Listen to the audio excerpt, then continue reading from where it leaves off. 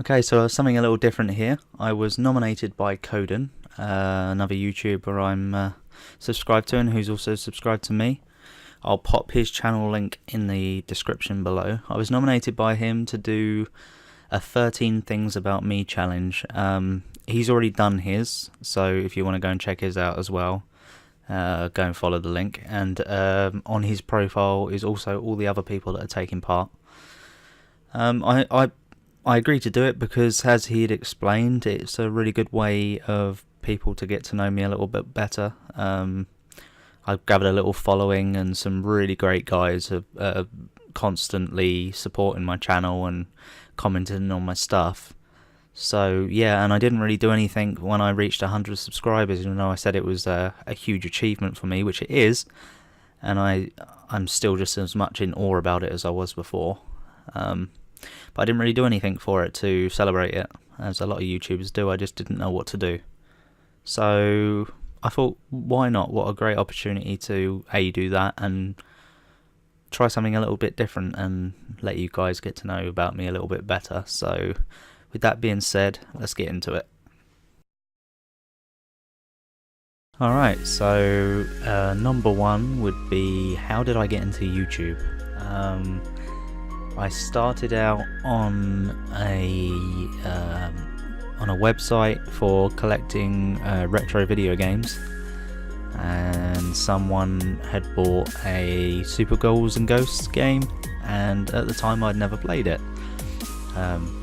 We were talking about it, and I was curious about the game, so I liked the box art and stuff, and they dared me to play it, and I went further than that, and I recorded my playthrough, and those were my first videos on YouTube. I needed somewhere to upload it to show them, and that's the platform I used to share the videos, was YouTube. So my first ever videos on YouTube were Super Ghouls and Ghosts, and that's how I got into it. First game I ever played, that was Super Mario World on the Super Nintendo. As you guys can probably tell, I'm a big Nintendo fan and a big Mario fan of that as well. That was the first game that I ever clapped eyes on. That was the first game where I ever picked up a controller and played for myself.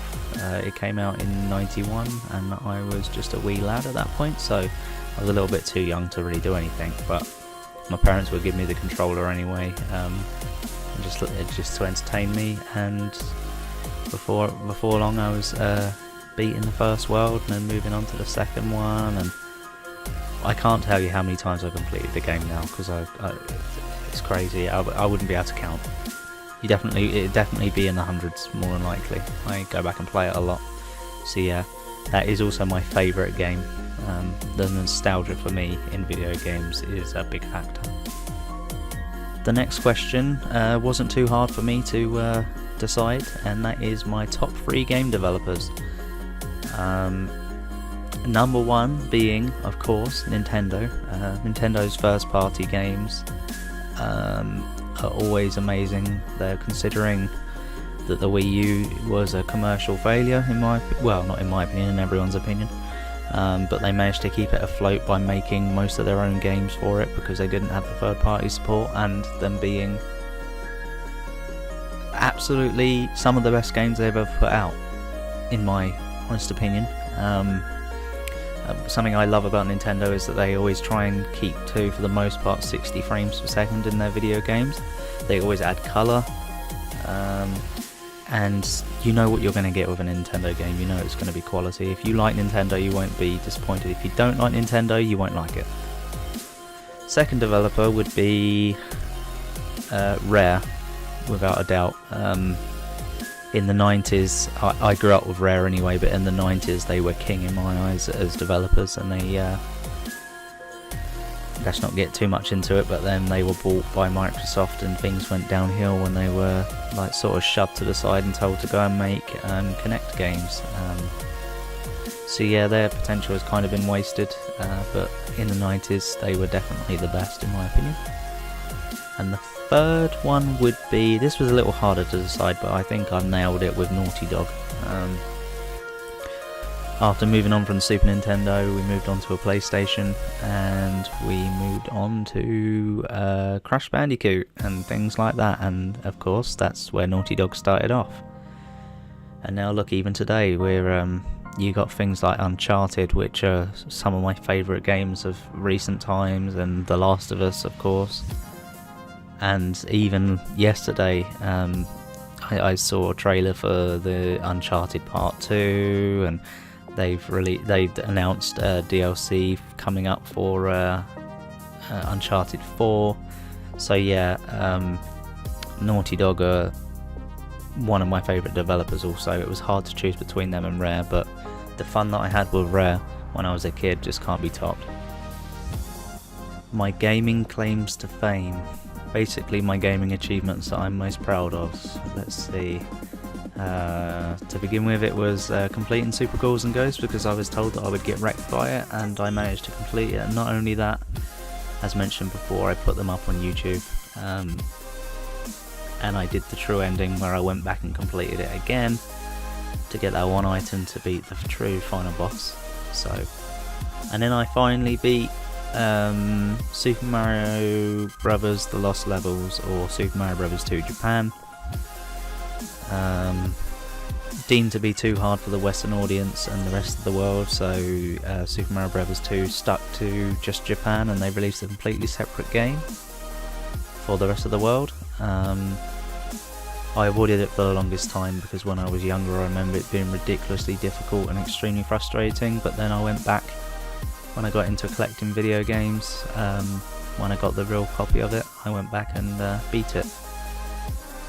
And then would probably be getting for number 1 leaderboard times on Drive Club, world record times I guess you could call them. On certain events on Drive Club I was number 1 on the leaderboard on 4 events. I'm not sure if I still am. I don't really want to check because I don't feel like getting depressed about it, but yeah, those are my gaming claims to fame that I can think of right now. This is going to be quite a big question, so I'm going to try and keep it down as much as possible. How I got into getting myself a gaming PC. I spent my whole life on console, and I mean my whole life on console, and a lot of consoles at that. And then a friend of mine decided that he wanted to get himself a gaming PC, and I had no knowledge of it whatsoever, but like I'd already mentioned before, I take games that run smoothly over graphics, in my opinion.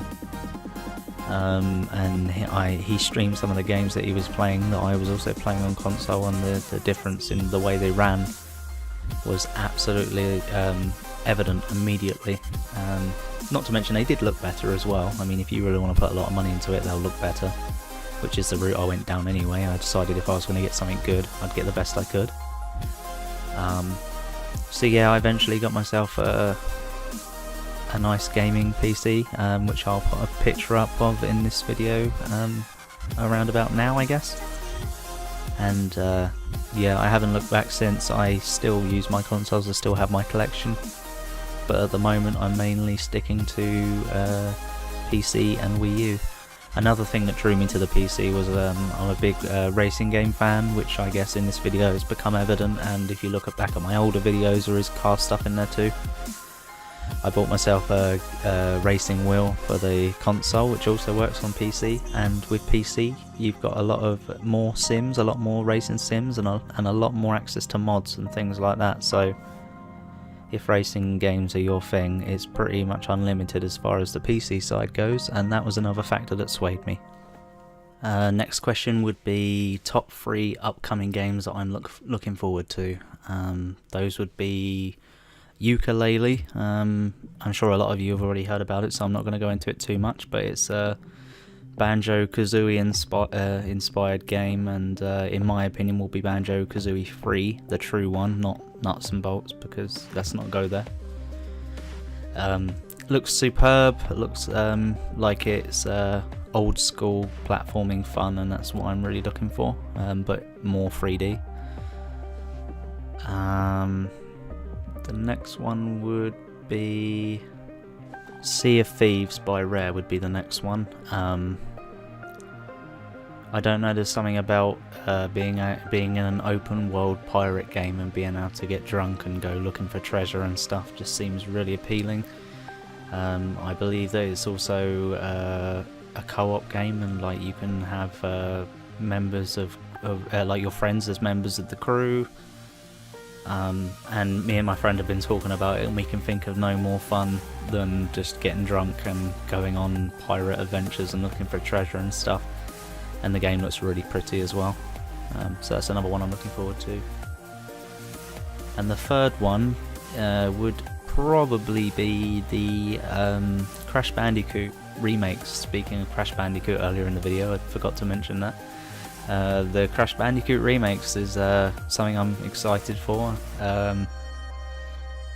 I haven't played too many of the modern Crashes, but the original trilogy was some of my favourites, and to have those remade on modern console is something I'm super excited for. And I saw the reveal trailer recently, and it looks fantastic, so yeah, I had to pop that in my top 3 upcoming games.